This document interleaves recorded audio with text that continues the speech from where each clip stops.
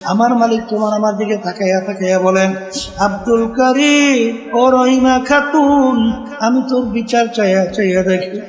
তুই গাবি গরু পালো, বাচ্চা হবে, বংশ বিস্তার লাভ করবে, গরু দুধ হবে, তুই দুধ খাবি, তৃপ্তি লাভ করবি।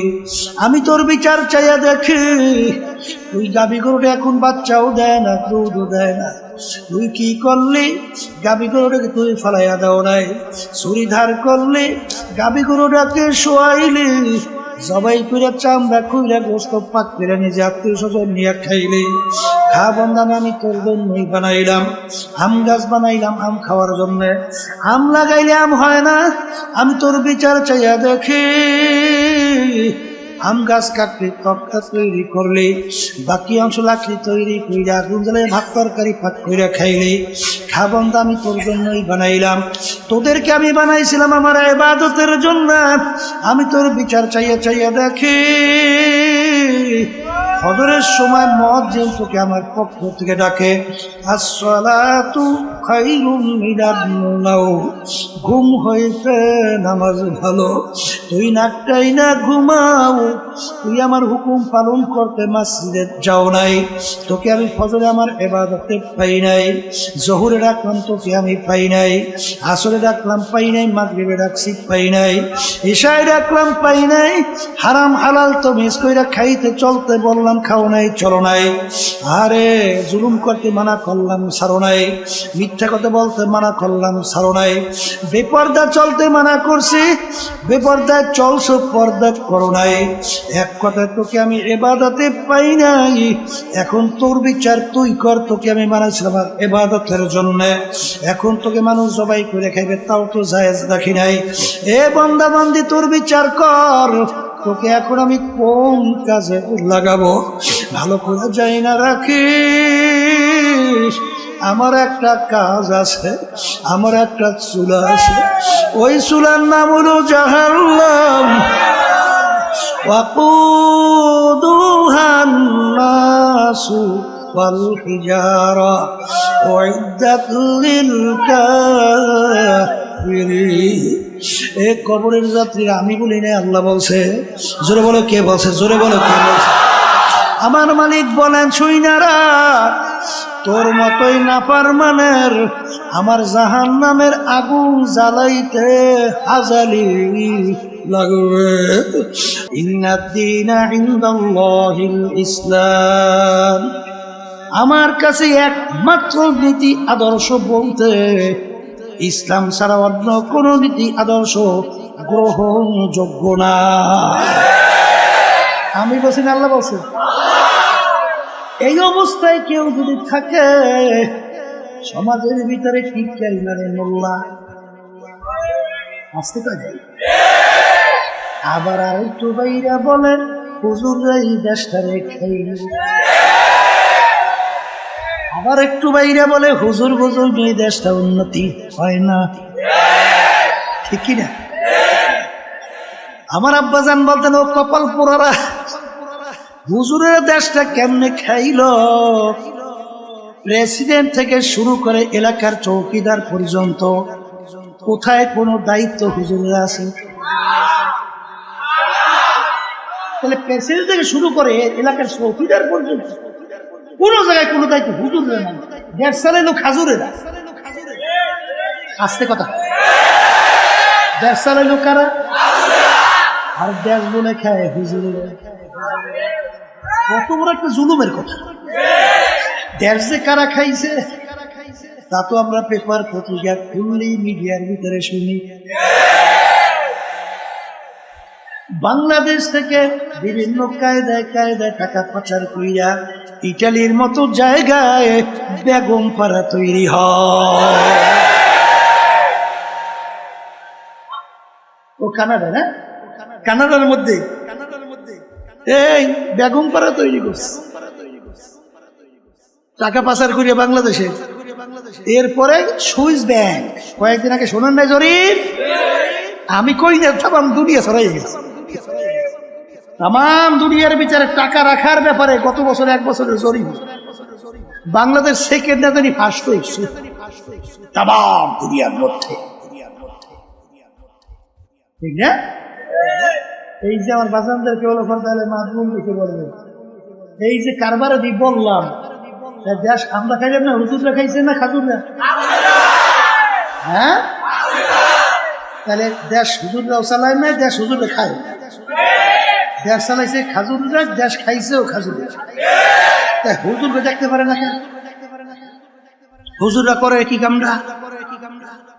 এ কপাল পোড়া ভালো করে বুঝো, পাশ্চাত্য দেশগুলো প্রেসিডেন্ট থেকে শুরু করে এলাকার চৌকিদার পর্যন্ত কেউ দাবি করতে পারে না সন্তানটা আমার।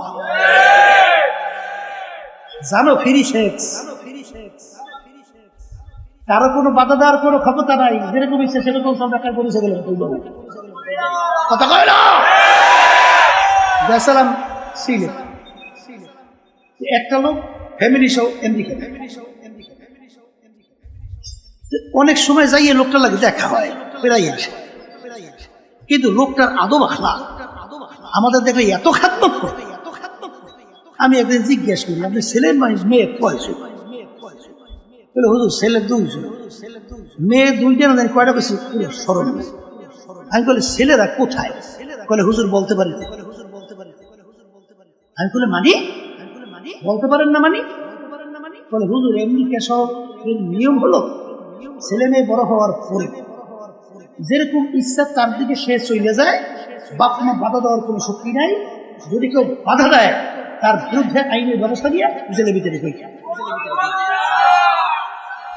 আমনে গো গরুর বাচ্চা হয় না, কথা কয় না, হয় না?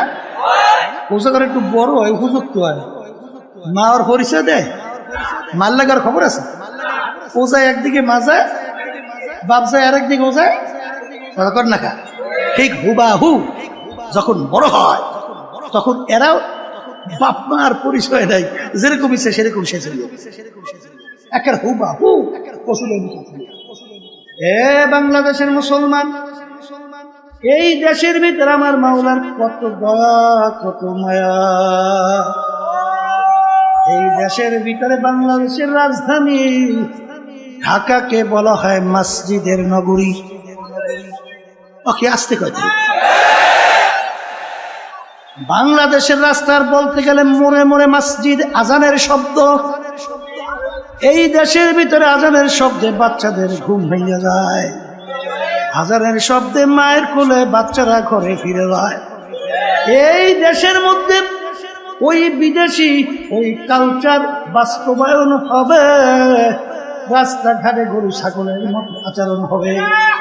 এইটা বাস্তবায়নের জন্য বিভিন্ন প্রক্রিয়ায় শুরু করছে কার্যক্রম।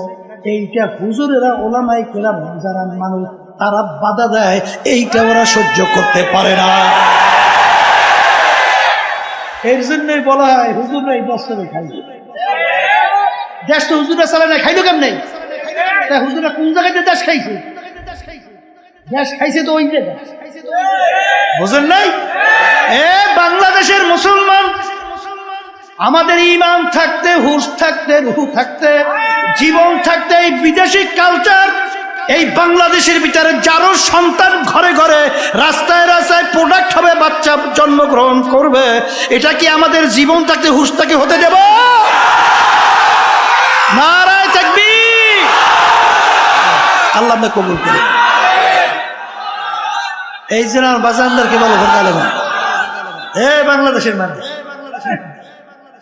যেই কথা বলতে চাইছিল, এখন ফেরেশতার চরিত্র অবলম্বন করতে কষ্ট করা লাগবে।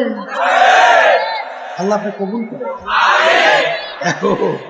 কষ্ট না করলে ভালো ফল পাবে। শুয়ে শুয়ে পেট জলতে নাকে তোল দিয়ে নাকটাই নেই ঘুমাইলে দাওরা হাদিস, মুফতি, মাস্টার ডিগ্রি, সার্টিফিকেট তোমার পকেটে কষ্ট করে অর্জন করা লাগবে, ঠিক কিনা? এই জন্য আমার বাজানদেরকে বলবো কেমনে কষ্ট করা লাগবে। আমার মালিক বলে তোমাদেরকে আমি দুনিয়ার ভিতরে পাঠাইছি, পাঠানোর পরে তোমাদেরকে আমি স্বাধীনতা দান করলাম। তোমাদেরকে আমি স্বাধীনতা দান করলাম কেন? লিয়াবলুয়াকুম আইয়ুকুম আহসানু আমালা, পরীক্ষা করব, পরীক্ষার হলের ভিতরে স্বাধীনতা পাইয়া কে জোয়ারের দিকে নৌকা ছাড়ছ, আর কে পরীক্ষার হলের ভিতরে কষ্ট কইরা প্রশ্নের উত্তর দাও। অর্থাৎ কে আমার হুকুম অনুযায়ী ভালো কাজ করো, আর কে আমার হুকুমের বিরুদ্ধাচরণ করো। স্বাধীনতা না দিলে তো আর পরীক্ষা হয় না, হয় কথা আছে। স্বাধীনতা না পেলে ওর ভিতরে কি আছে বুঝো, আর বললে ধুরিস ধুরিস কয়েকটা লাগাইয়া ফলে যা কহি বাড়ি এখন তো বান্ধা পড়ছে স্বাধীনতা, এখন তো যা কইবে কথা কয় না কা। এখন স্বাধীনতা যখন থাকবে তখন বোঝা যাবে তোমার ভিতরে আমার মালিক তোমাকে আমাকে স্বাধীনতা দিয়া পরীক্ষা হলের ভিতরে ছাড়িয়ে দিচ্ছে। এই পরীক্ষার হলের ভিতরে যে কষ্ট কইরা রাত্র দিন উজাগার কইরা যে ঠিক মতো পরীক্ষা দেবে, তখন ফলাফল বের হবে golden A plus, first class, first. আর যে নাকি পরীক্ষার হলের ভিতরে সুযোগ পেয়েছে, নিরিবিলি সময় তো মরি পাই না, নিরিবিলি সময় ওখানে কোনো ডিস্টার্ব আছে, এই সুযোগ যখন পাইছি একটু প্রেম কাহিনী বইয়ে বইয়ে একটু কায়দা তুই একটু লেখি, বইয়ে বইয়ে লেখে আমার লাইলা ওর মুখ সুন্দর, তার চোখ এরকম কায়দা আসলে, তার হাসির এরকম কায়দার কায়দার মজা, তার হাতন এত সুন্দর সুন্দর বাসন ভঙ্গি, তার কথার কাপুরতা সুন্দর, এত ভালো কৌশল কথা বলবে, এই বইয়ে বইয়ে সুন্দর মতো স্বাধীনতা ফলাফল যখন বেরিয়েছে ফার্স্ট ক্লাস, ফার্স্ট ক্লাস, এত বড় আন্ডা কথা ঠিক না? ঠিক।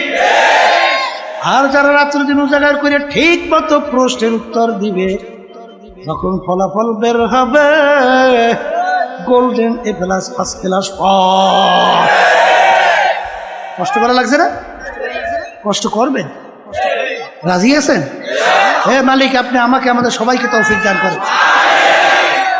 দোয়া করা লাগবে, طاعة توفيق طاعة حمزة يا مانت وإجابة حمزة সন্তান কোনদিন মাকে তাই না দুধ খাওয়ার শক্তি নাই, কিন্তু সন্তান যখন ওয়া ওয়া কইরা কান্না শুরু করে, মায়ের কাছ হাতের থেকে পড়িয়া যায়, সন্তান দৌড়িয়া গেল, সন্তান মা সন্তানকে ধরে, সন্তানের তামাম পায়খানা প্রস্রাবে গাও ভরা, সন্তানকে রাগ করে আগুনেও ফালায় না, পানুতেও ফালায় না, ধোয়াইয়া পোষাইয়া কোলের ভিতরে নিয়ে আদর করে চুমা দেয়। জোরে বলেন আমার মালিক আল্লাহু আকবার। মা সন্তানকে যত মায়া করে, যত মহব্বত করে, এর সে শত হাজার লক্ষ গুণ বেশি মায়া করে আমার মাওলা বান্দা বান্দিকে। এই আল্লাহর বান্দা বান্দিরা, কোনদিন তোমার আমার শক্তি আছে?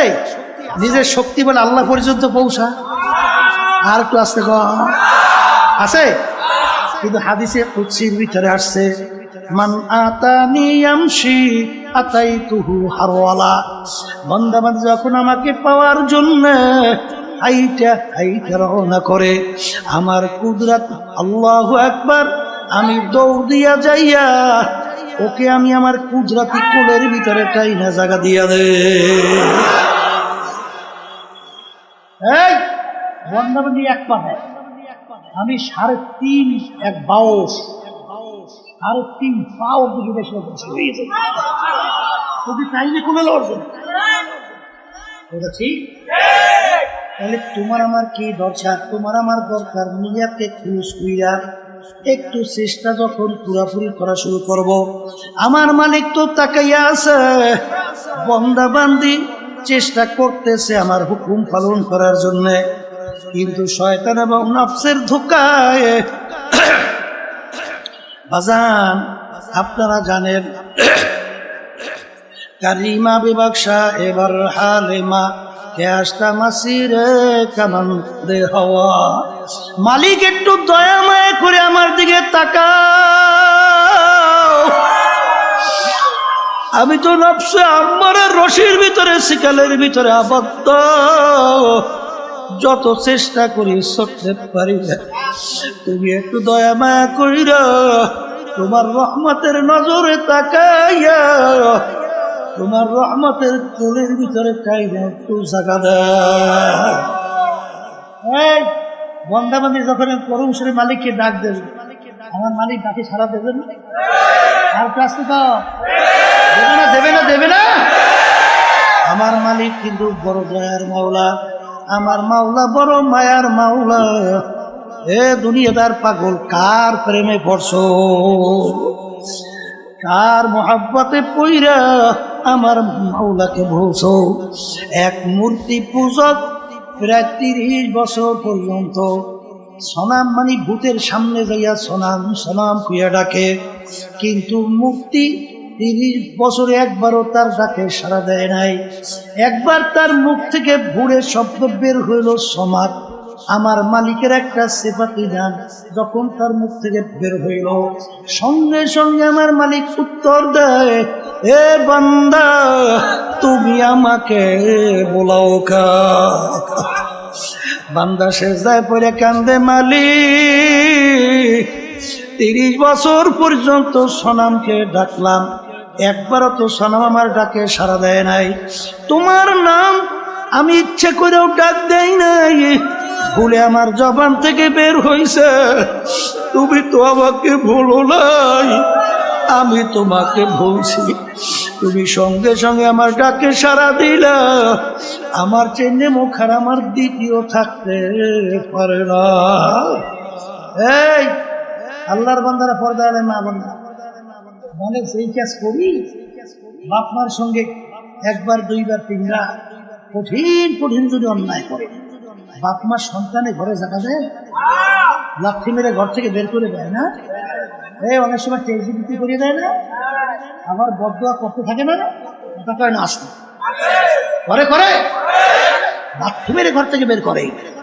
কিন্তু এ নেমো খারামের দলেরা, আমার মাওলার দেওয়া জবান দিয়া কথা বলি, আমার মাওলার দেওয়া নেমাত চক্ষু দিয়া দেখি, আমার মাওলার দেওয়া নেমাত হাত পা দিয়া কাজ করি, আমার মাওলার দেওয়া নেমাত ব্রেন দিয়া পড়াশোনা করি, ব্রেন দিয়া কালচার কইরা ব্যবসা বাণিজ্য কইরা বিভিন্ন সম্পদ উপার্জন করি, বিভিন্ন কার্যক্রম পরিচালনা করি। এই ব্রেন নেমাত কে দান করলো? সবাই মুখ খুলে কইছো আল্লাহ, সবাই মুখ খুলে বলো আল্লাহ। নেমাত কে দান করছে? হ্যাঁ, আল্লাহু আকবার, আল্লাহু আকবার। এই আল্লাহর বান্দারা, কবরের যাত্রীরা, বাজান একদিনও কি চিন্তা করছো? অনেক সময় অনেক অন্ধ মানুষ তোমার আমার সামনে এসে হাত পাতে পাত, হ্যাঁ, অনেক সময় আফসোস করে বলে, হুজুর মালিক আমাকে 2টা চক্ষু দেয় নাই, আমি তামাম দুনিয়া দেখি অন্ধকার, আপনাকে মালিক 2টা চক্ষু দান করছে, তামাম দুনিয়া কত সুন্দর ভাবে দেখেন। হুজুর পয়সা দেবেন, চাউল কিনবো, ভাত পাত কইরা খাবো। বাজার এই কথা শুনলে চোখে পানি রাখা যায় না। এক নেমুখ প্রাণের দলেরা, আমার মালিক ইচ্ছা করলে তোমাকে আমাকে অন্ধ কইরা দুনিয়ায় বানাইতে পাঠাইতে পারতো কি পারতো না? ওকে আসতে কই দেখি পারতো না? কারণ দুনিয়া তোর মূল্য ছিল কি? নেতা সেন্সে না, নেতা দল সেন্সেন, সম্পদ সেন্সেন, সম্মান সেন্সেন, আল্লাহরে ছিল নাই। কথা ঠিক না? ঠিক।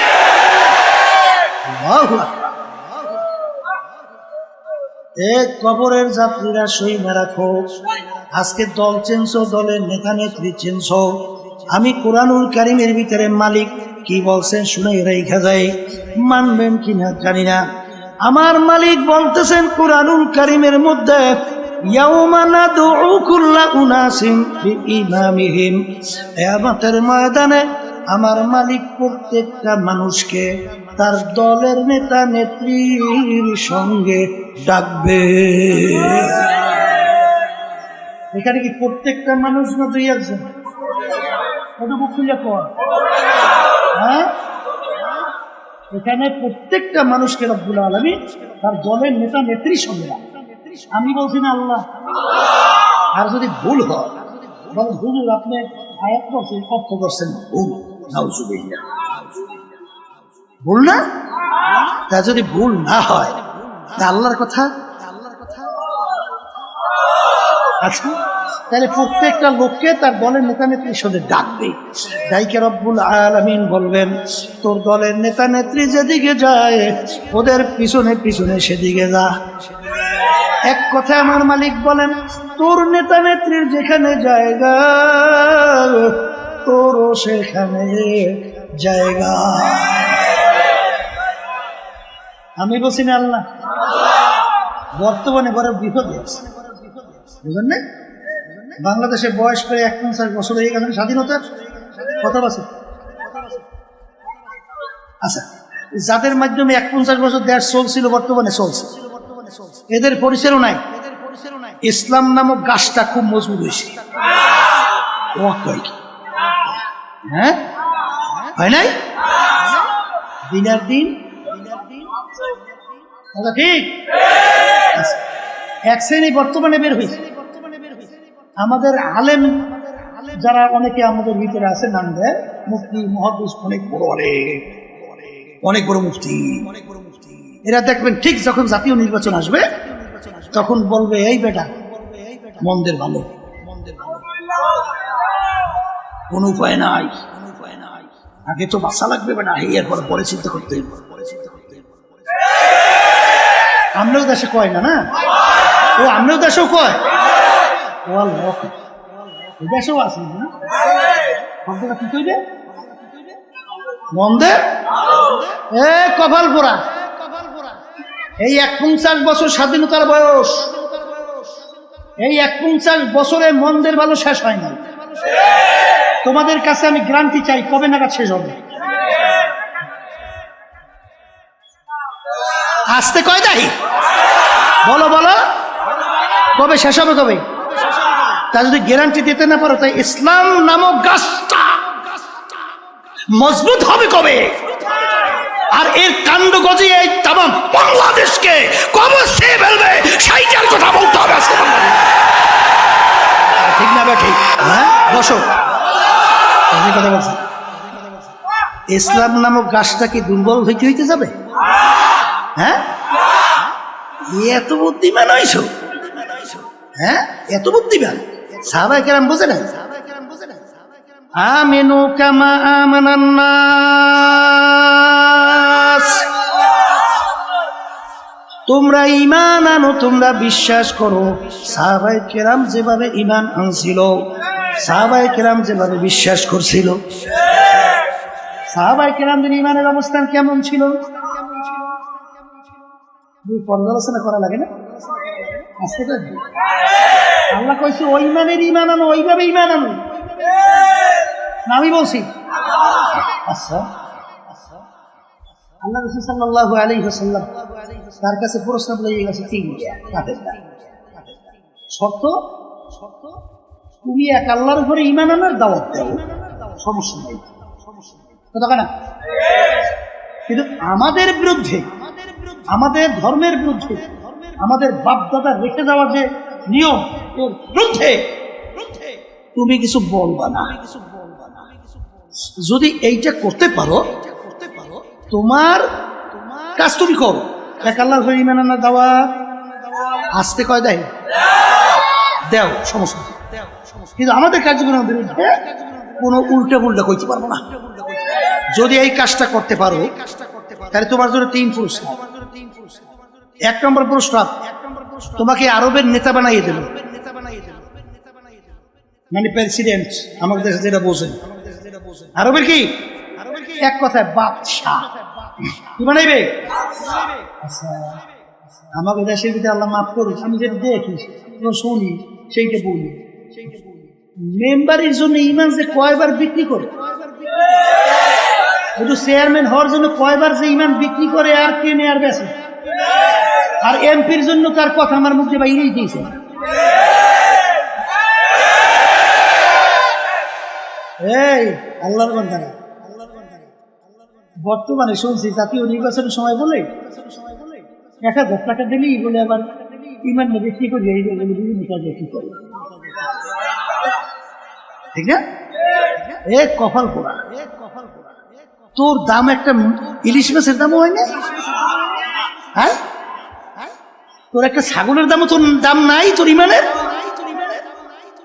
একটা ছাগলের দামও তোর ইমানের নাই।